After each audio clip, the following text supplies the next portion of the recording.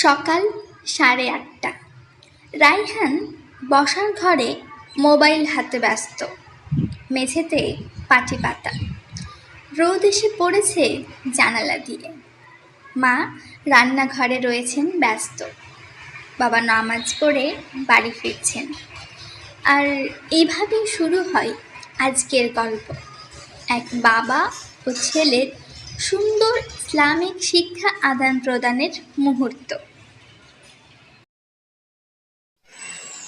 Yes, finally level 10 পেরিয়ে ফেললাম।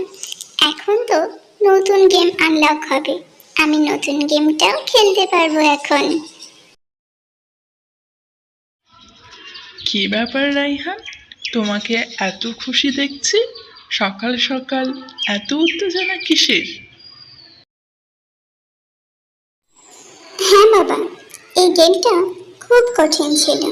3 দিন ধরে চেষ্টা করেছিলাম, তারপরে আনলক হলো। তাই বুঝি? তোমার চেষ্টা দেখে খুবই ভালো লাগছে বাবা। কিন্তু এখন পর্যন্ত তুমি কি নামাজ পড়েছো? পড়বো বাবা, একটু পরে। এই গেমটা আগে শেষ করে নিই। নতুন গেম আনলক হয়েছে, খেলতে তো খুব মজা হবে, তাই বলো? ঠিক আছে, তবে একটা কথা বলো তো, তুমি কি কোনোদিন ভাবো যে সকালটা কেমনভাবে শুরু করা উচিত? মানে, তুমি কি বলছো বাবা? সকাল আবার কেমন ভাবে শুরু করবো? সকালে যদি আমরা আল্লাহর নাম নিই, নামাজ পড়ি, একটু কোরআন পড়ি, তাহলে পুরো দিনেই একটা শান্তি থাকে, পুরো দিনটাই ভালো হয়ে যায়। রায়হান, তাই? আচ্ছা, তাই হবে বোধহয়। রাইহান একটু চুপ হয়ে যায়। প্রথমবার সে মোবাইলের বাইরে বাবার কথায় মনোযোগ দেয় এবং সে বাবার কথা শুনে বোঝার চেষ্টা করে। আচ্ছা রায়হান, তুমি কি জানো একজন ভালো মুসলমান হওয়া মানে শুধু নামাজ পড়া নয়? তাই? তাহলে আর কি কি করতে হবে? নামাজ পড়লে কি ভালো মুসলমান হওয়া যায় না বাবা? আমি তো সেটা বলিনি বাবা। নামাজ পড়লেই ভালো মুসলমান হওয়া যাবে, কিন্তু শুধু নামাজ পড়লে নয়। কারণ নামাজটা ফরজ, এটা অবশ্যই পড়তে হবে। কিন্তু আমাদের আচরণ, ব্যবহার, কথা বলা এসবও ইসলামের অংশ। তাই শুধু নামাজ পড়ে এইসব বাদ দিয়ে কখনোই একজন ভালো মুসলমান হওয়া যাবে না বাবা। কিন্তু আমি তো কাউকে কোনোদিন কিছু খারাপ কথা বলিনি বাবা। হ্যাঁ বাবা, তোমার সেটা মনে হয় যে তুমি তো কারোর সাথে খারাপ ব্যবহার করোনি, কিন্তু তুমি যখন গেম খেলতে খেলতে আম্মুর কথা শোনো না, সেটা কি ঠিক? হুম, মা ডাকলে আমি অনেক সময় শুনি না। এটা ঠিক না বাবা।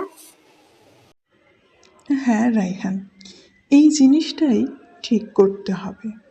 মা বাবার সম্মান, সময় মতো কাজ করা, মিষ্টি করে কথা বলা, এগুলোও তো ইবাদতের মধ্যে পড়ে বাবা। বাবার প্রতিটি কথা যেন রাইহানের মনে ঢুকে যাচ্ছে। বাস্তব জীবনের ছোট ভুলগুলো এখন তার চোখে বড় হয়ে উঠেছে। সে বুঝতে পেরেছে সে তার মা বাবার সাথে কী ভুল করেছে এবং মোবাইলের প্রতি আসক্ত হয়ে সে কত ইবাদতকে হারিয়েছে। এগুলো সব এখন রাইহান ধীরে ধীরে বুঝতে পারছে। বাবা, আমি কিভাবে বুঝবো আমি ঠিক কাজ করছি নাকি ভুল কাজ করছি? প্রতিদিন রাতে নিজেকে জিজ্ঞাসা করো, আজ কাকে তুমি খুশি করেছো, কার মন খারাপ করেছো, কাকে ভালো কথা বলেছো আর কাকে খারাপ কথা বলেছো, কখন কোথায় কোন মিথ্যে কথাটা বলেছো। প্রতিদিন রাতে এগুলো নিজেকে জিজ্ঞাসা করো, তাহলেই তুমি উত্তর পেয়ে যাবে। আমি মায়ের কথা শুনিনি আজ, আর পড়াশোনাও ঠিক মতো করিনি। হ্যাঁ বাবা, এই ভাবনা থেকে শুরু হয় পরিবর্তন। যারা বুঝে ফেলে তারা বদলাতে পারে, আর সেটাই সবচেয়ে বড় কথা। বাবা, তাহলে কি আমি খারাপ ছেলে? না রে, ভুল করা খারাপ না, কিন্তু ভুলটা না শুধরানো সেটা হলো খারাপ।